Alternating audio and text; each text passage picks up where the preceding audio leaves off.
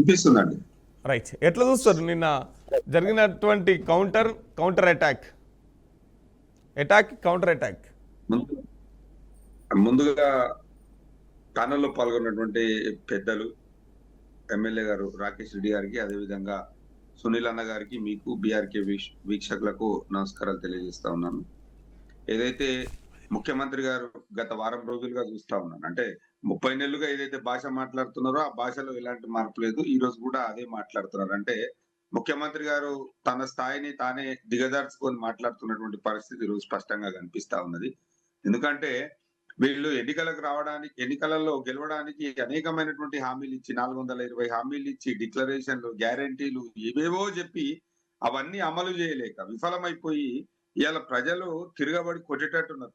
ఈ ప్రజలు ఎక్కడ చూసినా కాంగ్రెస్ వాళ్ళను చీగొడుతున్నారు. ఈ సందర్భంలో ఏంటంటే ఇట్లా వివాదాస్పదమైనటువంటి వ్యాఖ్యలు చేసుకుంటా ఇవాళ రాజకీయాలలో అంటే ఎవరు మాట్లాడనటువంటి భాషను మాట్లాడుతూ ఈరోజు కాలం వెల్లదీసినటువంటి పరిస్థితి అందరూ గమనిస్తున్నటువంటి సందర్భం. ఏదైతే వడ్ల కొనుగోలు విషయంలో నేను ఏమంటున్నానంటే 2014 తెలంగాణ రాకముందుకు మన ప్రాంతంలో పండినటువంటి వడ్ల యొక్క పర్సంటేజ్ చూస్తే మరి ఇప్పుడు 2025, 26కు ఏదైతే వరి ఉత్పత్తి జరిగినదో దాంట్లో చాలా డిఫరెన్స్ ఉంది. అంటే దాదాపు ఒక 200 నుంచి 300% పెరుగుదల అనేది కనిపించింది. అదంతా ఏ రకంగా జరిగింది అని అంటే కేసీఆర్ గారి హయాంలో మరి విపరీతమైనటువంటి విప్లవాత్మకమైనటువంటి మార్పులు తీసుకురావడము, ముఖ్యంగా మరి రైతులకు నీళ్లు అందించే విషయంలో వారి యొక్క చిత్తశుద్ధి, అదే విధంగా మరి రైతులకు కూడా ఆ పెట్టుబడి సహాయం అందించడంలో మరి రైతు బంధును అందించడం లాంటి కార్యక్రమాలతోటి రైతులను ప్రోత్సహించినందుకు ఈరోజు గణనీయంగా ఉత్పత్తి పెరిగింది. కేసీఆర్ గారి నాయకత్వంలో మరి ప్రతి సంవత్సరం ఏదైతే ఖరీఫ్ రబీ సీజన్ లో మరి వ్యవసాయం చేస్తున్నది ఎంతమంది, అసలు ఇప్పుడు ఈ వ్యవసాయం చేస్తే వరి ఎంతమంది వేస్తారు, ఏ పంటను ఎంతమంది వేస్తున్నారు అనేది ఒక గణాంకాలతోటి, ఒక క్యాలిక్యులేషన్ తోటి ఒక సిస్టమ్ అనేది ఉంటుండే. అంటే ఎంతమంది రైతులు ఈ వరి నాట్లు పెడుతున్నారు, మరి దాని వల్ల వచ్చేటువంటి ప్రొడక్షన్ ఎంత, దాంట్లో మరి తెలంగాణకు ఎంత ఉపయోగపడిన తర్వాత మిగిలిన ధాన్యాన్ని ఎఫ్సిఐకి ఎంత టార్గెట్ పెట్టాలి, మనం వాళ్ళని రిక్వెస్ట్ ఎంత చేయాలనేది ఒక ప్రణాళికాబద్ధమైనటువంటి సిస్టమ్ లో పోతా ఉండే. అయితే ఆ రకంగా పోయినప్పుడు ఎక్కడ కూడా మరి ఒడ్లు కొనకపోవడం కానివ్వండి, అదే విధంగా మరి రైతులు వర్షాలలో ఒడ్లు నానుడు కానీ ఇట్లాంటివి ఎక్కడ కూడా కనిపించాలి ఆ 10 సంవత్సరాలు. వీళ్ళకి ఏంటంటే ముందు చూపు లేదు. వీళ్ళకి ఇప్పుడు కాంగ్రెస్ పార్టీలు ఎట్లుంటది అంటే ఎంతసేపు నా కుర్చీ కొట్లాటనే నడుస్తుంటది. ఈ కుర్చీలకు వెళ్ళేస్తే ఇంకోడని వచ్చి కూసోగల అన్నట్టు అదే భయంతో కుర్చీని కాపాడుకునే క్రమంలోనే వాళ్ళు కష్టపడతారు. కానీ ఈ రైతుల గురించి కానీ తెలంగాణలో మిగతా సబ్బండ వర్గాలు ఎవరైతే ఉన్నారో వాళ్ళందరినీ కాపాడడానికి, వాళ్ళందరి గురించి ఆలోచన చేసేటువంటి ఆ శ్రద్ధ వీళ్ళకు ఉండదు అనేది నేను స్పష్టంగా చెప్తా ఉన్నాను. ఎందుకంటే తెలంగాణలోని నా ముఖ్యమంత్రి గారు మాట్లాడుతుంటే నాకు కూడా నవ్వు వస్తున్నది. ఎందుకంటే 75 లక్షల మెట్రిక్ టన్నుల ధాన్యం ఉంటే దాంట్లో 35 లక్షలు ఇప్పుడు కేంద్రం 35 లక్షలే ఉంటే కన్మద ఊరుకుంటారు అని అన్నాడు. ఇప్పుడు మిగతా రాష్ట్రాలతో పోలిస్తే తెలంగాణ రాష్ట్రానికి సంబంధించి క్యాలిక్యులేషన్ అనేది ఒకసారి వారు ఆలోచన చేయాలి. తెలంగాణలో 75 లక్షల మెట్రిక్ టన్నుల ధాన్యం పండితే 75 లక్షల మెట్రిక్ టన్నులు మొత్తం ఎఫ్సిఐకి ఇస్తే తెలంగాణలో ఏం తింటారు? తెలంగాణలో ఉన్న ప్రజలు ఏం తింటారండి? వాళ్ళని ఉపాసం ఉంచుతారా? తెలంగాణలో మనకు అవసరమైనటువంటి ధాన్యము ఎంత ఉంది అంటే అలా గురుకుల పాఠశాలలు కానివ్వండి, రేషన్ షాపులు కానివ్వండి, అదేవిధంగా మన అవసరానికి ఎంత అయితే అవుతుందో దానికి ఒక క్యాలిక్యులేషన్ ఉంటుంది. ఆ క్యాలిక్యులేషన్ పోగా మనము మిగిలింది కేంద్ర ప్రభుత్వం కొనాలనేటువంటిది ఒక షరతు, ఒక రిక్వెస్ట్ అనేది వాళ్ళకి పెడతాం. సెంట్రల్ పూల్ సిస్టమ్ ద్వారా వాళ్ళు ఓట్లు కొనుగోలు చేయడం జరుగుతుంది. ఇప్పుడు వీళ్ళకి ఏంటంటే వీళ్ళకు ఈ ఎఫ్సిఐ తెలియదు, సెంట్రల్ పూల్ సిస్టమ్ తెలియదు, వీళ్ళకి ఏం తెలియకనే ఉట్టిగానే మైకు దొరికింది కదా అని చెప్పి ఊకేదప్పుడు ఉపన్యాసాలు చేసుకుంటా డైవర్షన్ పాలిటిక్స్ చేస్తా ఉన్నారు. ప్రజలను తప్పుదో పట్టించేటువంటి ప్రయత్నమే చేస్తా ఉన్నారు తప్ప ఈరోజు ఏది కూడా లేదు. ఏ వర్గం కూడా సంతోషంగా లేదండి. ఇవాళ ఒడ్లు కొనక నిజంగా ధాన్యం కళ్ళాలల్లా వర్షానికి నానిపోతుంటే వీళ్ళు చెప్పే కుంటి సాకులు ఏంటంటే పశ్చిమ బెంగాల్లో ఎన్నికలు ఉన్నాయని లేబర్ లేక, హమాలీలు లేక వడ్లెత్తుతలేరు, లేకపోతే మేము కొననీకే బస్తాలు దొరుకుతలేవు, లారీలు దొరుకుతలేవు, మాకు ఆ గోనె బస్తాలలో ఒడ్లు నింపినాక సుతీలు దొరుకుతలేదు, దానికి దవడం దొరుకుతలేదు అని చెప్పి కుంటి సాకులు చెప్పి చెప్తా ఉన్నారు. కానీ వీళ్ళు చేస్తున్నటువంటి ఒక్క పనన్నా ఒక సిస్టమేటిక్ వేలో ఒక్క పని ఒకటి చెప్పండి. 30 నెలలు అయిందండి వీళ్ళ అధికారంలోకి వచ్చి. 820 రోజులు అవుతుంది దాదాపుగా. ఈ 820 రోజులల్లో వీళ్ళు ఒక్కటంటే ఒక్కటి ఒక కొత్త పని వీళ్ళు ఏదైనా చేసిరా? కేవలం ఏందనంటే గతంలో బీఆర్ఎస్ పార్టీ అధికారంలో ఉన్నప్పుడు, బీఆర్ఎస్ ప్రభుత్వం అధికారంలో ఉన్నప్పుడు కేసీఆర్ గారు ఒక విజన్ తోటి ఏవైతే ప్రాజెక్టులకు రూపకల్పన చేసిర్రో ఆ ప్రాజెక్టులకు వీళ్ళు రీలాంచ్ లాగా చేసి రీలాంచ్ డ్రామాలు మొదలు పెట్టింది తప్ప ఏది కూడా లేదు. మన వైరు ఆడ మహబూబ్ నగర్ లో పోయి పాలమూరు రంగారెడ్డిలో మొత్తం మేమే చేసినాము. ఇక పాలమూరు రంగారెడ్డికి అసలు టిఆర్ఎస్ ఏం చేయలేదు, టిఆర్ఎస్ మోసం చేసిందని చెప్పి అబద్ధాలు చెప్పి వచ్చినటువంటి పరిస్థితి. నేనేమంటున్నానంటే 2005కు ముందు దశాబ్దాల కాలం ఏదైతే పాలమూరులో ఉన్నటువంటి ఇవాళ భీమా గాని, నెట్యంపాడు గాని, కల్వకుర్తి గాని, అదే విధంగా కోయిల్ సాగర్ ప్రాజెక్టులను పడావు పెట్టి, అంటే అక్కడ ఆ ప్రాజెక్టులను చేపట్టక ఆ ప్రాంతంలో ఉన్నటువంటి రైతులు మొత్తం వలసలు పోయేటట్టు చేసింది కాంగ్రెస్ కాదా అండి? 2005లో నాడు జలయజ్ఞంలో ముఖ్యమంత్రి రాజశేఖర రెడ్డి గారు ఉన్నప్పుడు జలయజ్ఞంతో ఆ కార్యక్రమాలకు శ్రీకారం చుడతాం, మేము పాలమూరు రైతాంగాన్ని ఆదుకుంటామని చెప్పి ప్రగల్భాలు వాళ్ళకి టెంకాయలు కొట్టి మర్చిపోయిన మాట వాస్తవం కాదా? 2016లో కేసీఆర్ గారు 2014లో కేసీఆర్ గారు అధికారంలోకి వచ్చిన తర్వాత 2016లో భీమా ప్రాజెక్టుకు 2,200 కోట్ల రూపాయలు ఇచ్చి 2 లక్షల ఎకరాలకు నీళ్లు ఇచ్చిన మాట వాస్తవం కాదా? కల్వకుర్తి లిఫ్ట్ ఇరిగేషన్ ప్రాజెక్టుకు 1984 నుంచి 99 వరకు 2005 వరకు కూడా ఈ బుద్ధిమంతులు ఏం చేయకపోతే 2016లో కేసీఆర్ గారు వచ్చిన తర్వాత మరి ఆ కార్యక్రమాన్ని పూర్తి చేసి దాదాపు 3,70,000 ఎకరాలకు నీళ్లు ఇచ్చినటువంటి మాట వాస్తవం కాదా? ఇవాళ ఉమ్మడి మహబూబ్నగర్ జిల్లాలో దాదాపు 11 లక్షల ఎకరాలకు రైతాంగానికి నీళ్లు ఇచ్చి ఇవాళ వలసలు పోయినటువంటి పాలమూరు జిల్లాలో రైతాంగాన్ని మొత్తం వాపస్ తెప్పించింది కేసీఆర్ గారు కాదా? ఇవాళ ఏమైపోయింది రాష్ట్రంలో అంటే ఇప్పుడు ఒకరి బాధ ఇంకొకరికి చెప్పుకునేటువంటి పరిస్థితి లేదు. ఎందుకంటే రియల్ ఎస్టేట్ రంగం మళ్ళీ మాట్లాడిస్తాను మీతో. లక్ష్మీనరసింహారెడ్డి గారు మొత్తం రియల్ ఎస్టేట్ రంగాన్ని మొత్తం సర్వనాశనం చేసిండు. కేవలం తెలంగాణలో నడుస్తున్నది ఏంటంటే ఒక ఆర్ఆర్ ట్యాక్స్ అనేది ఒకటి నడుస్తున్నది, రియల్ ఎస్టేట్ మాఫియా నడుస్తున్నది, పేదల దగ్గర భూములు గుందుకునేది నడుస్తున్నది. హైడ్రా పెట్టి నిన్న చూస్తే బెంగళూరులో పోయి మాట్లాడతారు, హైడ్రా పెట్టి నేను హిట్లర్ నాకు స్ఫూర్తి అని. ఏం మాట్లాడుతున్నారో నాకైతే అర్థమైతే లేదు. మరి తెలిసి మాట్లాడుతున్నా తెలియక మాట్లాడుతున్నా నాకైతే ప్రజల చేత ఎన్నుకోబడినటువంటి ఒక ప్రజాప్రతినిధి హిట్లర్ ను స్ఫూర్తిగా తీసుకొని నేను ముందుకు పోతున్నా అని చెప్తే ఇక దానికంటే దుర్మార్గము, దానికంటే హేయమైనటువంటి విషయం ఇంకోటి ఉంటుందా? ఒక్కసారి మీరందరూ కూడా లక్ష్మీనరసింహారెడ్డి గారు మళ్ళీ మాట్లాడిస్తాను. రైట్, మనతో పాటు కాంగ్రెస్ నేత లక్ష్మీకాంత్ సునీల్ గారు ఉన్నారు. లక్ష్మీకాంత్ సునీల్ గారు ఎట్లా చూస్తారు నిన్న జరిగినటువంటి రేవంత్ రెడ్డి వర్సెస్ కిషన్ రెడ్డి?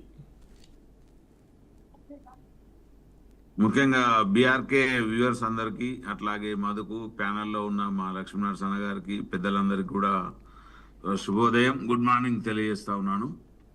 ముఖ్యంగా రేవంత్ రెడ్డి వర్సెస్ కిషన్ రెడ్డి గారు, నేను మీకు ఆల్రెడీ నైట్ చూసిన తర్వాత ఒక బయట కూడా పంపిపెట్టిన మధు, వీలే దాన్ని డిస్ప్లే చేయండి. మహారాష్ట్ర ముఖ్యమంత్రి గారికి ఈ కిషన్ రెడ్డి గారు ఏదైతే ఈ తుమ్మిడి హెగ్టి ప్రాజెక్టు విషయంలో ఆయన అడ్డుతున్నాడు, ఈయనకు అందుబాటులో లేకుండా చేస్తున్నాడు అనే దాని మీద ప్రధానంగా ఆరోపణ చేసిండ్రు. అంటే ఎంతో కొంత సమాచారం లేకుండా అట్లా చేయడం అనేది జరగదు. సో తెలంగాణ ప్రాజెక్టుల విషయంలో ఇప్పుడు ఇందాక మా లక్ష్మీనరసింహారెడ్డి అన్న మొత్తం అగ్రికల్చర్ ఇష్యూలోనే మాట్లాడినరు. రైట్, ఆల్మోస్ట్ 20% కూడా లేవు, 13% మిగిలినాయి, అన్ని కూడా కొంటున్నారు. చివరి గింజ వరకు కూడా కొనాల్సిందే, కొంటాము, రైతులు బాధపడొద్దని ముఖ్యమంత్రి గారు చెప్పిన తర్వాత కూడా సో ఇక ప్రతిపక్షాలు మాట్లాడాలి కాబట్టి మాట్లాడుతున్నారు. నంబర్ 1. నంబర్ 2 ఏంటంటే మేము దలుచుకుంటే వీళ్ళను తెలంగాణలో తిరగనీయము అని చెప్పేసి బీజేపీ నేతలు కొంతమంది మాట్లాడుతూ ఉన్నారు. వీళ్ళు దేనికోసం తిరిగి మాట్లాడతారు, దేనికోసం తిరిగి చెప్తారు? ఇవాళ రైతు ప్రభుత్వం, కాంగ్రెస్ అంటేనే రైతు ప్రభుత్వం, రైతు ప్రభుత్వం అంటేనే కాంగ్రెస్, రైతులే కాంగ్రెస్, కాంగ్రెసే రైతులు. సో ఖచ్చితంగా మేము ఉన్నదే, మమ్మల్ని ఎన్నుకున్నదే రైతు రాజ్యం కాబట్టి రైతుల విషయంలో వీళ్ళు ఏదో ఊకదంపుడు ఉపన్యాసాలే తప్ప అక్కడ ఎలాంటి అన్యాయం కానీ మోసం కానీ జరగలేదు. ఏదన్నా కొంచెం కాలాతీతం అయితే దానికి రైతులకు ఓపిక ఉన్నది కానీ చూసేవారికి ఓపిక లేదు. ఇప్పుడు మా లక్ష్మీనరసింహారెడ్డి అన్నట్టు అప్పటికి ఇప్పటికి ఏం మారిందో ఏం జరగలేదో వాళ్ళు ప్రయాణంలో కూడా ఒకసారి రివర్స్ తీసుకొని మనం అనేక వీడియోలను కూడా చూస్తే ఎవరు ఏందనేది అర్థమవుతుంది. సో సరే, ప్రతిపక్షాలుగా బీజేపీ కావచ్చు, బీఆర్ఎస్ కావచ్చు, కాంగ్రెస్ పార్టీ మీద దుమ్మెత్తిపోయడమే పనిగా పెట్టుకున్నారు. ఇవాళ నిజంగా మరి రేవంత్ రెడ్డి గారు ఆరోపించినట్టుగా కిషన్ రెడ్డి గారు మేకవన్నె పులిలాగా ఎందుకు మారుతున్నాడు? ఇవాళ ఈ తెలంగాణ రాష్ట్రానికి 2 కేంద్ర మంత్రులుగా ఉన్నారు, 4 ఎంపీలుగా ఉన్నారు. ఒక్కనాడు కూడా తెలంగాణ రాష్ట్రం మీద ప్రేమ ఉండదు. తెలంగాణ రాష్ట్రానికి రావాల్సిన రూపాయి కోసం మాట్లాడరు, తెలంగాణకు తేవలసిన ప్రాజెక్టుల కోసం కొట్లాడరు, పార్లమెంట్లో మాట్లాడరు. పార్లమెంట్లో ఎవరన్నా తెలంగాణను అవమానిస్తే, అవహేళన చేస్తే కూడా దాన్ని సమర్థించే దుర్మార్గులు బీజేపీలో ఉండడం నిజంగా తెలంగాణ రాష్ట్రానికి మంచిది కాదు. తెలంగాణ రాష్ట్రం అనేది అందరి సొత్తు. ప్రతి ఒక్కరూ ప్రాంతానికి కట్టుబడి మాట్లాడాలి. పార్టీలు ఏమన్నా అయి ఉండొచ్చు, పార్టీల వారు తెలంగాణ మీద విషం జిమ్మినా, తెలంగాణకు మోసం చేసినా ఖచ్చితంగా వాళ్ళు ముందు వరుసలో ఉండి దండుగట్లి కొట్లాడాలి. ఏది మన రాష్ట్రానికి ఏం అన్యాయం జరిగినా, మన రాష్ట్రాన్ని ఎవడు అవమానించినా, ఎవడు అవహేళన చేసినా అది చేయాలి. తర్వాత ఇవాళ మహారాష్ట్ర గవర్నరు నువ్వు ఖచ్చితంగా రేవంత్ రెడ్డి గారు ఆరోపించినట్టుగా కిషన్ రెడ్డి గారు ముందు వరుసలో ఉండి పోరాడి తీసుకురావాల్సిన ఆవశ్యకత ఉండే. కానీ ఆయన అదంతా ఏం ఆలోచన చేయకుండా టోటల్గా వ్యతిరేకంగా పోవడం, ప్రజల ముందేమో ఒక రకంగా, తర్వాత తెర ముందు ఒక రకంగా, తెర వెనుక ఒక రకంగా ఉండడం ఖచ్చితంగా అది మంచిది కాదు. సో ఆ విషయంలో బీజేపీ శ్రేణులు ఆలోచించుకోవాలి. తెలంగాణ రాష్ట్ర ప్రజలు ఇవాళ బీజేపీలను తిరగనియరు. నిజంగా వడ్లన్నీ కొన్న తర్వాత వాళ్ళు ఎక్కడో కళ్ళాల కాడికి పోయి వర్షం పడ్డ తెల్లారో లేకపోతే వాన పడ్డ తెల్లారో ఈ రకంగా వాళ్ళు పోయి రైతులను రెచ్చగొట్టి పబ్బం గడుపుతున్నారే తప్ప వాస్తవంగా కూడా ఎప్పుడు చేయాలి ఇదంతా? మొదటి నుంచి రైతులకు ఎక్కడ రాలేదు. దానికి కేంద్రం ఏం చేయాలి? మరి నేను అంటున్నాడు కదా, మక్కలు కొనకపోయినా, పొద్దుతిరుగుడు పూల విత్తనాలు కొనకపోయినా చాలా ఉన్నాయి, మక్కలు, పల్లీలు. ఈ విషయాలలో మేము కొనిపెట్టిన తర్వాత కొనకపోతే అప్పుడు బీజేపీ మీద దండయాత్ర కాంగ్రెస్ ఎట్లా చేస్తుందో కూడా చూడాలి. ఎఫ్సిఐలను అడ్డం పెట్టుకొని ఇందాక అంటున్నాడు రాష్ట్రానికి ఎంత కావాలి, మనకు అవసరం లేదా? మనకంటే 100% మన రాష్ట్రానికి లేకపోతే హాస్టళ్లకు ప్రజలకు కావాల్సింది కూడా సన్న బియ్యం ఇస్తున్నాం కాబట్టి దాని వాటా మిగిలిన తర్వాతనే మనం కేంద్రాన్ని కొనుమని మెడలు విరుస్తాం తప్ప ఏదో ఊరికనే మొత్తం మీరు కొంటరా లేదా అంటే మన రాష్ట్ర పరిస్థితులను చూసుకోలేనంత సోయి లేని స్థితిలో కాంగ్రెస్ పార్టీ లేదు. సునీల్ గారు మీరు చెప్పండి. అంటే ఇప్పుడు వాస్తవంగా కూడా బీజేపీ చేస్తున్న ద్రోహాన్ని మనం ప్రజల ముందుకు మేము తీసుకుపోవాలి. వీళ్ళు ప్రాజెక్టులను అడ్డుకుంటున్న తీరు కావచ్చు, వేరే ముఖ్యమంత్రులు. ఇవల్ల మనకు ఏబిఎన్ ఛానల్లో కూడా ప్రధాన పార్షికలో వచ్చింది, కిషన్ రెడ్డి అడ్డుతున్నాడు ప్రాజెక్టులను అని చెప్పేసి. నిజంగా ఇవన్నీ కూడా ప్రజల ముందుకు తెస్తే ప్రజలలో బీజేపీ నేతలను తిరగకుండా కాంగ్రెస్ చేయగలుగుతుందా? కాంగ్రెస్ తిరగకుండా వీళ్ళు చేయగలుగుతారా? అంటే నేను ఏమంటున్నామంటే ప్రాంతానికి ద్రోహం చేయొద్దు. సహాయం చేసే అవకాశం వాళ్ళ చేతుల్లో ఉన్నప్పుడు దాన్ని అడ్డుకుంటే ఇక దాన్ని మించినటువంటి ద్రోహం అనేది ఇంకోటి ఉండదు. సో వీళ్ళు ఈనాటికి కూడా వాళ్ళ సొంత పీఠాల కోసమో లేకపోతే వాళ్ళు మేము కూర్చునే పీఠాలు కదలకుండా మేమే కూర్చోవాలి, మేమే ఉండాలి పార్టీలలో. పెద్దరికం అంటే మీరు మీ సొంత జీవితాలు చూసుకోండి తప్ప రాష్ట్రాన్ని నాశనం చేసే అవకాశం వాళ్ళకు లేదు. ఆ అవసరాన్ని వాడుకుంటే కూడా ద్రోహులుగానే మిగిలిపోతారు. సో ఇట్లాంటి చీకటి కోణాలను బయట పెట్టినప్పుడు తెలంగాణ రాష్ట్రాన్ని అభివృద్ధి చేయాలనే ఆలోచనలో కంకణం కట్టుకొని ముందుకు పోతున్న రేవంత్ రెడ్డి గారికి వీళ్ళు సహాయం చేయకపోగా కాళ్ళల్లో కట్టెలేసుకుంటూ ఏదో దీన్ని చూద్దాము, ఏం జరుగుతుందా, వ్యవహారం చూద్దాం, ఎట్లా నడుస్తుందా చూద్దాం, ఇవన్నీ ఆపెట్టి రేపు పొద్దున మా హయాంలో మేం చేస్తే మాకు అవకాశం దొరుకుద్దని ఏమన్నా పొలిటికల్గా అంటున్నారేమో తప్ప అది కరెక్ట్గా ఎప్పటికి కూడా మంచిది కాదు.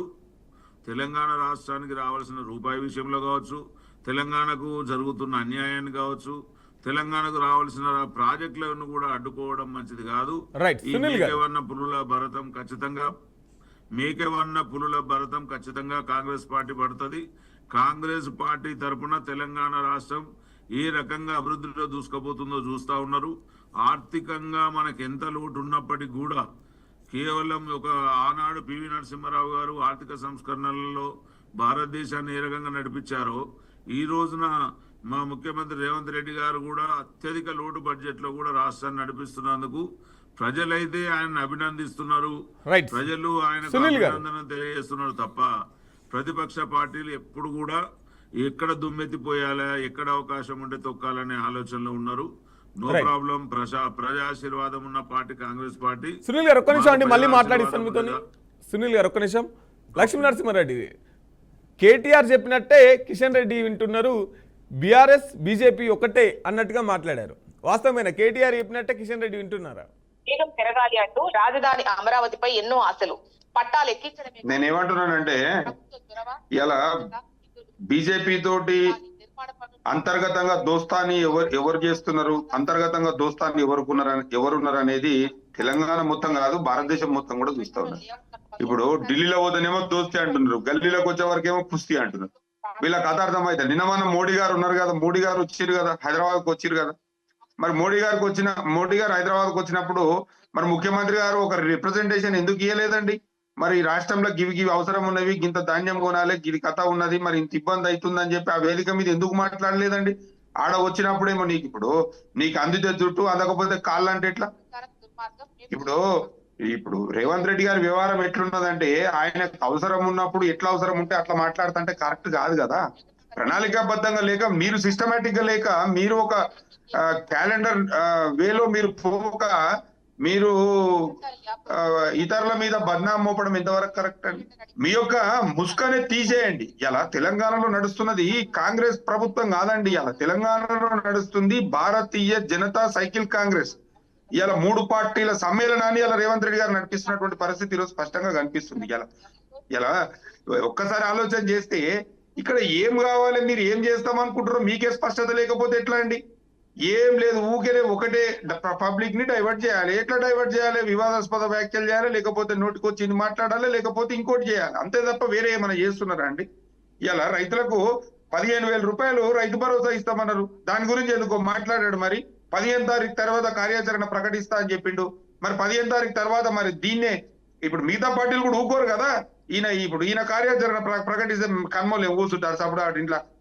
ఎవరి కార్యాచరణ వాళ్ళకు ఉంటది కదండి. మీరు ప్రజలకు ఇచ్చినటువంటి హామీలు ఏదో తొలుత చూడురు. మీరు 15,000 రూపాయలు మీరు 15,000 రూపాయలు మీరు ఇస్తామని చెప్పిన మాట వాస్తవం కాదా అండి? రైతు భరోసా నేనేమంటున్నా, కళ్యాణ లక్ష్మి ద్వారా తులం బంగారం ఇస్తానమాట వాస్తవం కాదా? మహిళలకు 2,500 ఇస్తానటువంటి మాట వాస్తవం కాదా? పెన్షన్లు 4,000 రూపాయలు పెంచుతున్నమాట వాస్తవం కాదా? వికలాంగులకు 6,000 రూపాయలు ఇస్తానమాట వాస్తవం కాదా? ఇలా బీసీలకు సంవత్సరానికి 20,000 రూపాయలు ఇచ్చి బీసీ కార్పొరేషన్ అభివృద్ధి చేస్తాము, 5 ఏళ్లలో 1,00,000 కోట్లు ఇస్తామన్నారు, వాస్తవం కాదా? ఇలా 42% రిజర్వేషన్ బీసీలకు కల్పిస్తాం స్థానిక సంస్థల ఎన్నికలలో అన్నారు, వాస్తవం కాదా? ఇవి అంతా ఎందుకండి?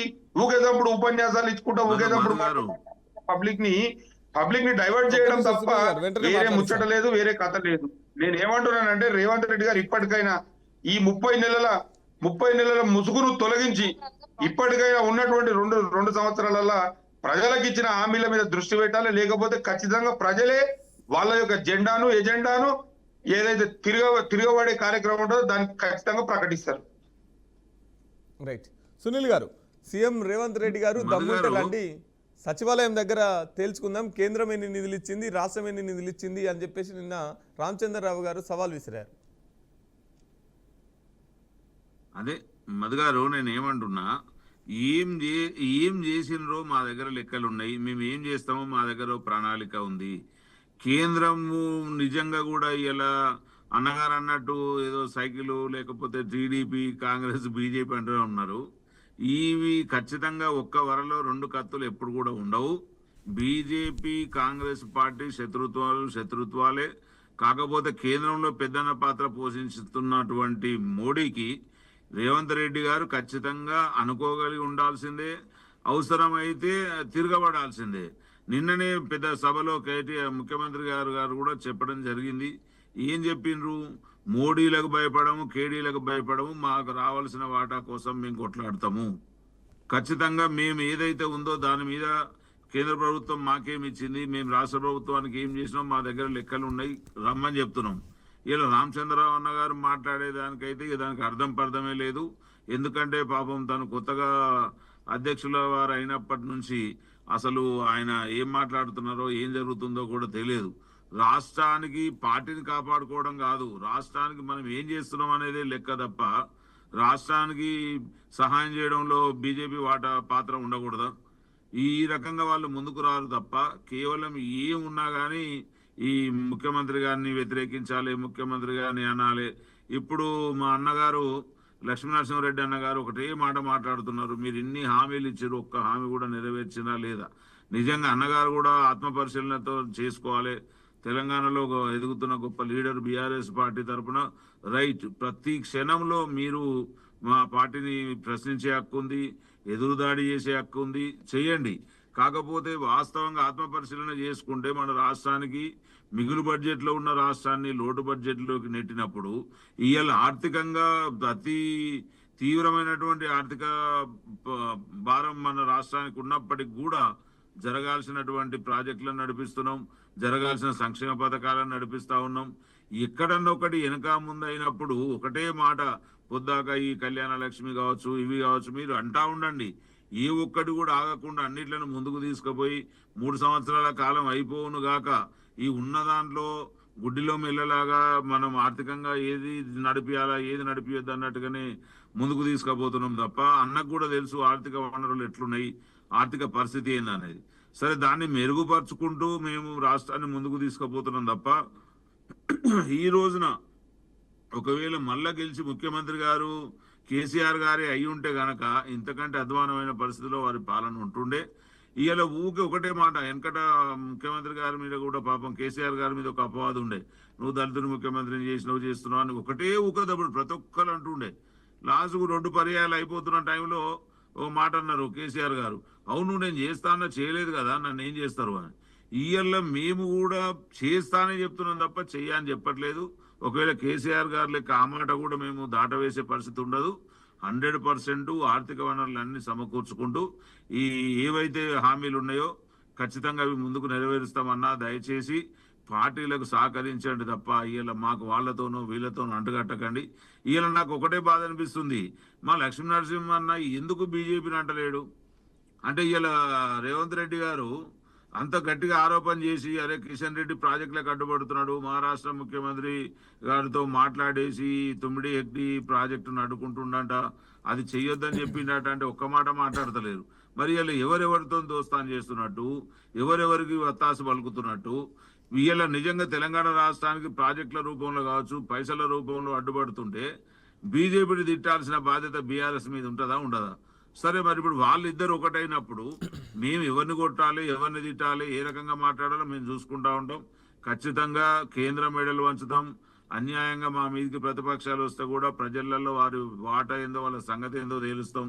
ఇవాళ కేవలం వడ్ల కుప్పల కాడికి పోయి రాజకీయాలు చేయడం కాదు, వడ్ల కుప్పల కాడ జరుగుతున్నటువంటి దాంట్లో ఎక్కడ కూడా లేదు. రైతులు అరాకొర ఈ దరిద్రపు తుఫాన్ల వల్ల కావచ్చు, లేకపోతే ఏదన్నా అకాల వర్షాల వల్ల ఎక్కడన్నా కొంచెం ఇబ్బంది జరుగుంటే దాన్ని తడిసిన నాణ్యం కూడా కొంటాము అనే రకంగా మాట ప్రజలకు ఇచ్చినటువంటి ముఖ్యమంత్రి గారు రైతులు భరోసాతో ఉన్నారు. రైతులో చివరి గింజ వరకు కూడా అన్ని ధాన్యాలు ఏది పంట పండించారో ప్రతి ధాన్యాన్ని కొనే బాధ్యత మా మీద ఉంది. వెనక ముందు కావచ్చు తప్ప రైతుకు మాత్రం అన్యాయం జరగదు. మీరు ముందుకొచ్చినా ముందుకు రాకపోయినా రైతును ఆదుకునే రైతు ప్రభుత్వం, రైతు బాంధవుడు మా రేవంత్ రెడ్డి గారు కాబట్టి ఖచ్చితంగా అన్న వాళ్ళకు కొంచెం ఓపిక ఉండాలి. రెండవది ఏంటంటే ఇవాళ కేంద్రం విషయంలో బీఆర్ఎస్ పార్టీ మాట్లాడుతుందా లేదా చూడాలి. లేకపోతే కిషన్ రెడ్డి గారు చేస్తున్నటువంటి దుర్మార్గపు అడ్డువేతల విషయంలో కూడా మరి వాళ్ళు ముందుకు వస్తారా రారా చూడాల్సిన అవసరం ఉంది. ఏదేమైనా మనం ఎవరం కొట్లాడుకున్నా కానీ అల్టిమేట్ గా తెలంగాణ రైతు లోకం బాగుపడాలి, రైతు రాజ్యం అభివృద్ధి కావాలి. తర్వాత తెలంగాణలో ఉన్న ప్రతి పౌరుడు లేదా తెలంగాణ రాష్ట్ర ప్రజలందరూ సుభిక్షంగా ఉండాలి. వారి కోసం కాంగ్రెస్ పార్టీ ఏం ప్రణాళికలు చేస్తూ ఉంది, ఈ విద్యలో కావచ్చు, వైద్య రంగంలో కావచ్చు, మీరు చూస్తూ ఉన్నారు. ఖచ్చితంగా మేము రాష్ట్ర ప్రజలకు అనుకూలమైనటువంటి, లేకపోతే వారికి ఏ రకంగా వినియోగం, వాళ్ళు ఏ రకంగా అభివృద్ధి చెందాలి, వారికి ఏ రకమైన ఫలాలు అందాలో మేము చూస్తూ ఉన్నాం. ఇప్పుడు అన్న లక్ష్మీనరసింహన్న మాట్లాడుతున్నట్టు అసలు కాంగ్రెస్ పార్టీకి ఒక దిశ లేదు, దశ లేదు, వాళ్ళకి ఏం అర్థం కాలేదు అనే మాట పూర్తిగా అవాస్తవం. ప్రజలు గమనిస్తున్నారు ఏం చేయగలుగుతున్నాం, ఏం చేస్తాం.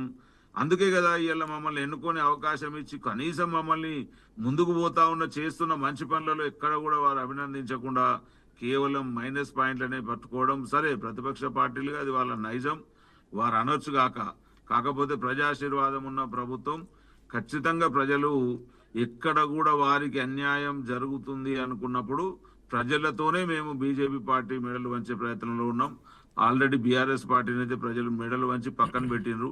వారు కూర్చొని చూసే ఓపిక కూడా లేదు. కనీసం మరి 5 సంవత్సరాల టర్మ్లో వీళ్ళు ఏం చేస్తున్నారు, ఏం చేయగలుగుతారు, ఇది ప్రజామోదమేనా కాదా? ఇవాళ బీఆర్ఎస్ పార్టీ బీజేపీ పార్టీ అంటేనో కాంగ్రెస్ పార్టీకి ఇబ్బంది ఉండదు. ఎందుకు అనంటే ప్రజలు మా వైపు ఉన్నారు, ప్రజా ఆశీర్వాదం ఉంది. మీరు చూడండి మధు గారు, ఎక్కడ మీటింగ్ పెట్టినా కానీ ప్రజలలో వారికి రావాల్సినటువంటి అన్ని, అంటే కొన్ని అడిగినవి కొన్ని అడగని కూడా ఇస్తున్నాం. కాబట్టి ఖచ్చితంగా ప్రజలు సంతోషంగా ఉన్నారు. ఇక ముందు కూడా ఇలా నిజంగా రాష్ట్రంలో కనుక బడ్జెట్ కరెక్ట్గా ఉండుంటే మమ్మల్ని ఎవరు నిందించేదో, లేకపోతే మా మీదకి ఏలు పెట్టి చూపే పరిస్థితిలో లేకుంటుండే. ఇలా నిజంగా ఆర్థిక సంక్షోభం ఎదుర్కొంటున్నాం రాష్ట్రంలో కాబట్టి ఈ పరిస్థితి ఏర్పడ్డది. దీనికి తోడు వీళ్ళేమన్నా ఇస్తారా అని అంటే వాళ్ళ కూటమిలు ఉన్న వాళ్ళకో, లేకపోతే ఇలా మన పక్క రాష్ట్రమైన ఆంధ్రప్రదేశ్కి ఇచ్చినంత బడ్జెట్లో మనకెంత మోసం జరుగుతుందో చూస్తూ ఉన్నాం. కాకపోతే నిజంగా తెలంగాణ రాష్ట్రం ఎప్పుడు కూడా అభివృద్ధి చెందాలి, దానికి అందరి పార్టీల సహకారం ఉండాలని కాంగ్రెస్ పార్టీ కోరుకుంటా ఉంది.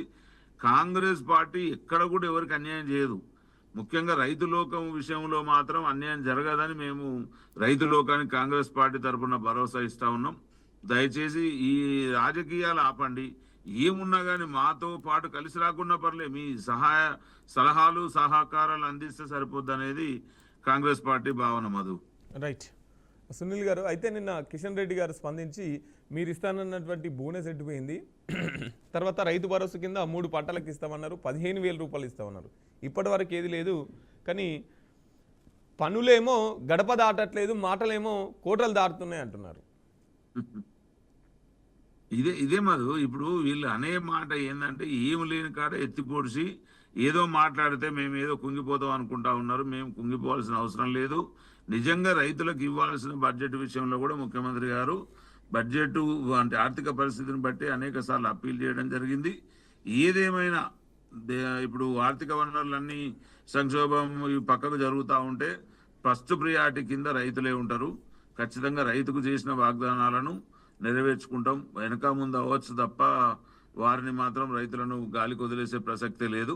ముఖ్యంగా రేవంత్ రెడ్డి గారు విసిరిన సవాల్ కావచ్చు, వారు చేసిన ఆరోపణను, లేదా ఇవాళ పేపర్లు, ప్రింట్ మీడియా కావచ్చు, ఎలక్ట్రానిక్ మీడియాలో వస్తున్న దానికి మా కిషన్ రెడ్డి అన్న గారు ప్రతిస్పందిస్తే చాలా మంచిది.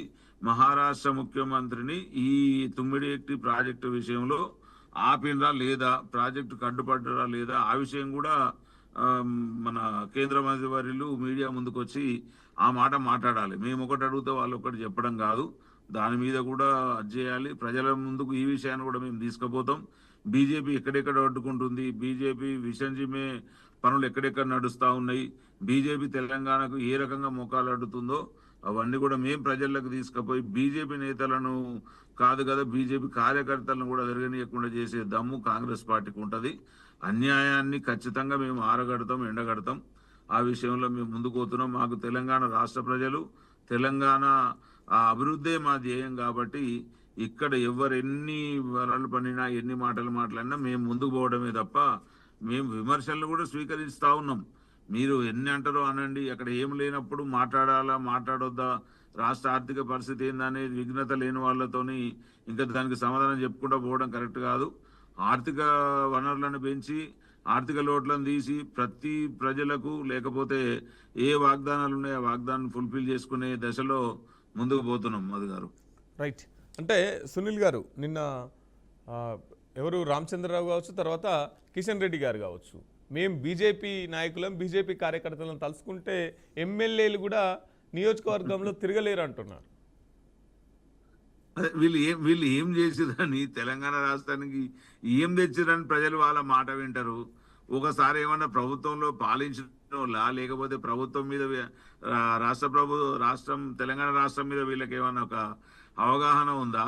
తెలంగాణలో కేవలం తిరగనీయము ఎమ్మెల్యేలను అది ఇది అంటే రమ్మనండి, ఒక నియోజకవర్గంలో ఒక ఎమ్మెల్యేలను అడ్డుకోమనండి. ఏం చేసి అడ్డుకుంటారు వీళ్ళు? మేము ఏం చేయలేదని అడ్డుకుంటారు.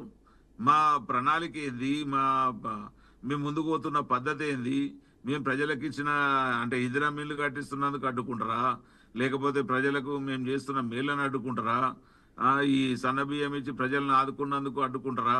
ఇవాళ తెలంగాణలో సన్నబియ్య పథకం ఇంత లోటు బడ్జెట్లో కూడా ముఖ్యమంత్రి గారు ధైర్యం చేసి ప్రజలను ఆదుకోవాలనే ఉద్దేశం మీద ముందుకు వచ్చిర్రు. ఇదే మరి మోడీ గారు కావచ్చు, లేకపోతే కేంద్ర మంత్రి వర్యులు ఎన్ని రాష్ట్రాలలో బీజేపీ ఉందో మరి అక్కడ ఒక రాష్ట్రంలో మా లెక్క మోడల్ తీసుకొని ఒక్క రాష్ట్రంలో మంచమని చెప్పండి. ఏది సాధగాక ఇవాళ మమ్మల్ని తిరగనీయం, మేము మాతో కాదు ఎమ్మెల్యేలను తిరగనీయం అంటే ఎవరేం తప్పు చేయలేదు. రాష్ట్ర ప్రభుత్వాన్ని బ్రహ్మాండంగా పాలిస్తున్నాం. కొంచెం ఆర్థిక లోటుతోనే ఏదన్నా వెనక ముందు అవుద్ది ప్రాజెక్టు తప్ప ఇంకా వేరే ఏ ఉద్దేశం లేదు. ప్రజలు వీళ్ళకి ఎలాంటి అవకాశం ఇవ్వలేదు. నిజంగా ఇవాళ తెలంగాణ ప్రజలు సిగ్గుపడుతున్నారు.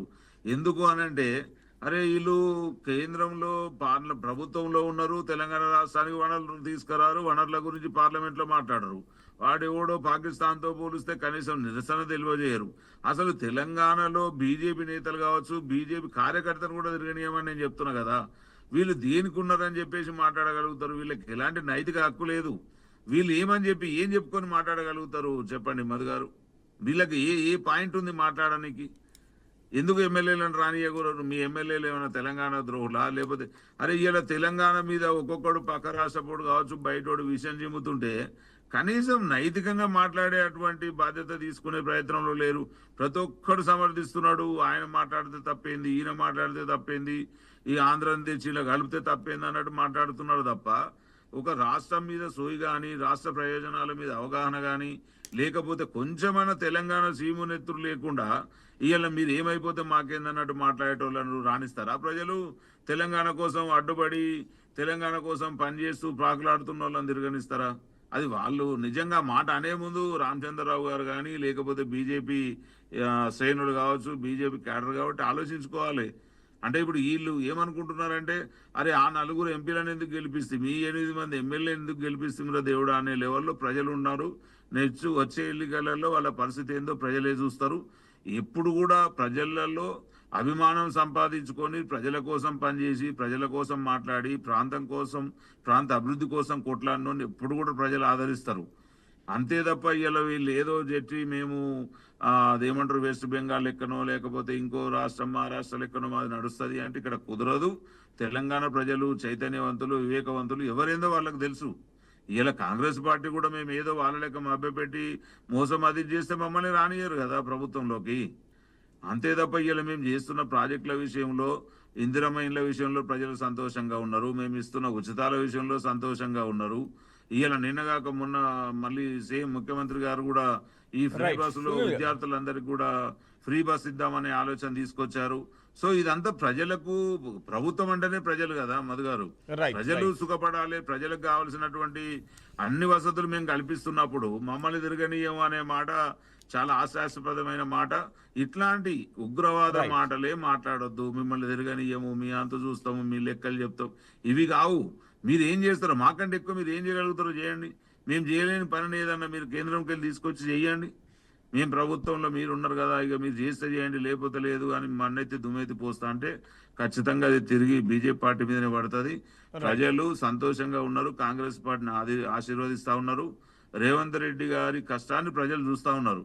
ఖచ్చితంగా మేము ఏం చేయగలిగినా సరే ప్రజల మెప్పు, ప్రజలను కోరుకుంటాం తప్ప ఈ బీజేపీనో బీఆర్ఎస్ నో సాటిస్ఫై చేసే అవసరం మా కాంగ్రెస్ పార్టీకి లేదని తెలియజేస్తాం. రైట్, థ్యాంక్ యూ అండి. ప్యానెల్లో పాల్గొన్నటువంటి పెద్దలకు థ్యాంక్ యూ అండి. సో చూసాం కదండి, ఇది ఇవాళ బియాండ్ ది హెడ్లైన్స్. రేపు వచ్చే బియాండ్ ది హెడ్లైన్స్లో మళ్ళీ కలుసుకుందాం. అప్పటిదాకా చూస్తూనే ఉండండి బీఆర్కే న్యూస్, ఇది తెలుగు సత్తా.